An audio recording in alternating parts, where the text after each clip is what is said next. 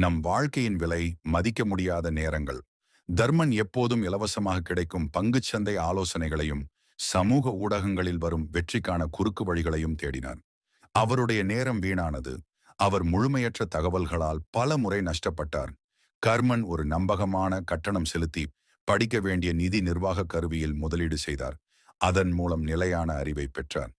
புத்தரின் அறிவுரை: முயற்சியின்றி கிடைக்கும் அனைத்தும் நம் புத்தியையும் நிலைமையின்றி ஆக்கிவிடும்.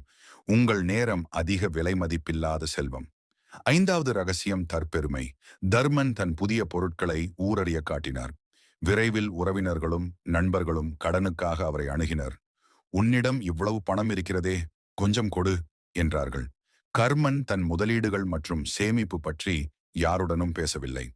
அவர் தனது எதிர்காலத்திற்காக ஒவ்வொரு மாதமும் 25% சேமிப்பை ரகசியமாக செய்தார். புத்தரின் அறிவுரை: உங்கள் செல்வத்தை அது உங்கள் வாழ்க்கையின் மிகப்பெரிய ரகசியம் என சிதைந்து விடாதபடி மறைத்து வையுங்கள்.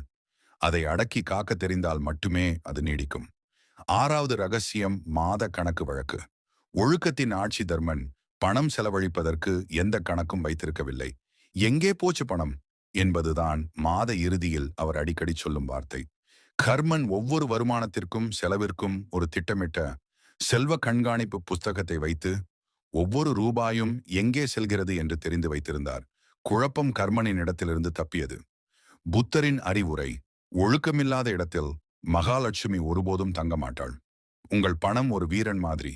அதை நீங்கள் கட்டுப்படுத்தவில்லை என்றால் அது ஓடிவிடும். ஏழாவது ரகசியம் மௌனமே சிறந்த ஆயுதம். கர்மன் தனது நிதி ஆலோசனை சேவையை தொடங்குவதற்கு முன் அதை பற்றி யாரிடமும் சொல்லவில்லை. அவர் அமைதியாக திட்டமிட்டு செயலாற்றி முதல் 5 வாடிக்கையாளர்களை பெற்ற பிறகே உலகறியச் செய்தார். வெற்றிதானே பேசியது.